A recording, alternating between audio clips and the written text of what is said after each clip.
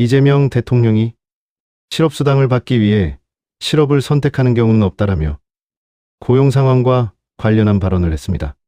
자세한 내용 함께 보시겠습니다.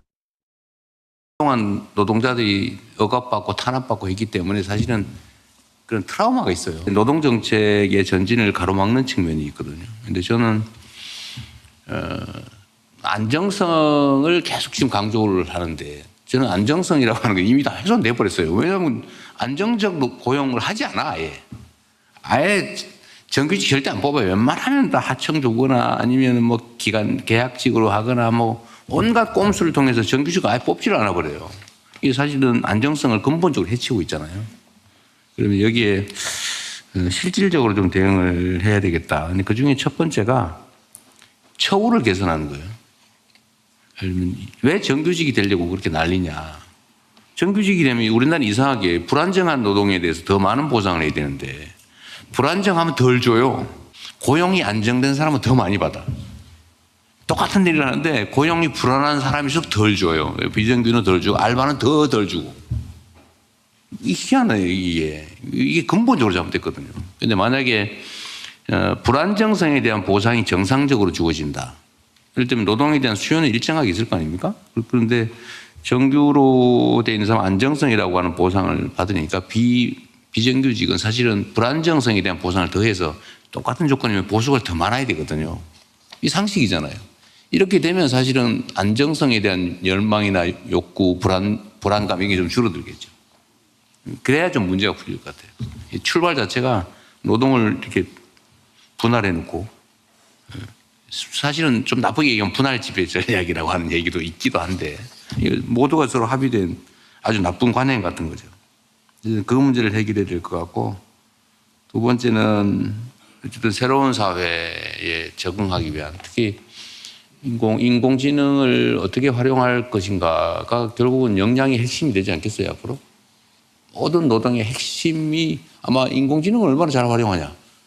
이게 될 가능성이 많죠. 문화예술인들 혹시 모르겠지만.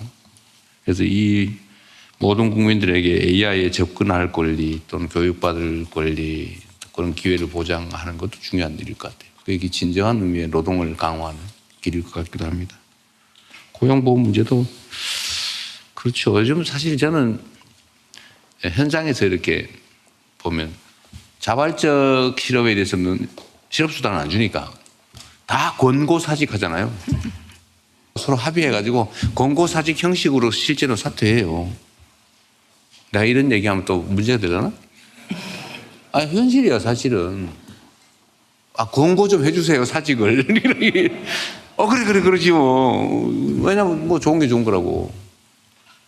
어쨌든 그게 현실이니까 이것도 사실은 자발적 실업은 안 된다. 그러니까 이게 자발적 실업에 대해서 보상을 안 하는 게 아니고 편법, 탈법을 그냥 광범위하게 허용하는 결과를 있잖아요. 그러니까 사람들이 법을 지키는 것보다 안 지키는 게 당연한 것처럼 뭐 이 정도 탈법이야 뭐 더 거대한 탈법, 범법에 비하면 뭐 내가 뭘 잘못했다고 할 수 있나?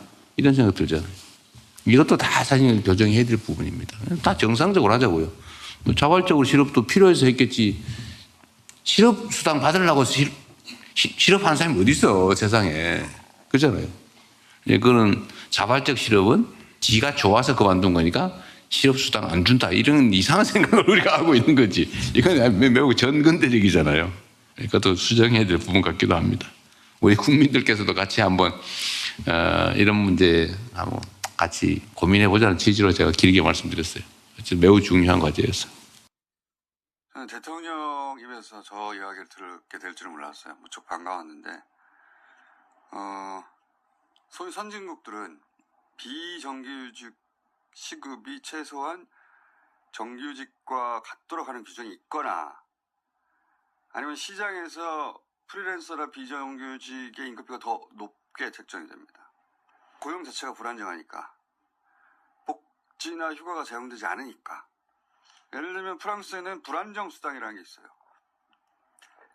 그래서 비정규직이 계약 종료될 10%를 더 줘서 시간당 실질 임금이 비정규직이 더 많아요.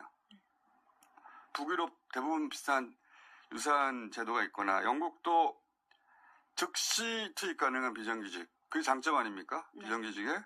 그럼 임금을 더 주고, 독일도 단기 계약직은 오히려 시급이 더 높고, 그래서 미니십 제도라는 게 있는데, 미니잡 제도. 제가 궁금해서 예전에 한번 찾아본 적이 있거든요, 쭉.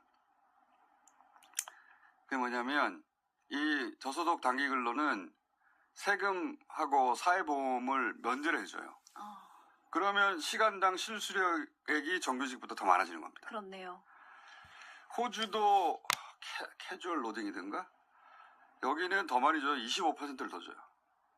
이게 전부 다 불안정한 데에 대한 보상 임금이라는 개념이거든요. 이거는 진작에 선진국에서 그렇게 하던 겁니다. 근데 우리나라 이 노동 관련 규정들은 대부분 보수정당 시절에 만들어진 거거든요. 정반대로 작동해요. 약자를 더 착취해요. 정의의 감각에 맞지 않잖아요. 그렇죠. 상식적인 정의의 감각에.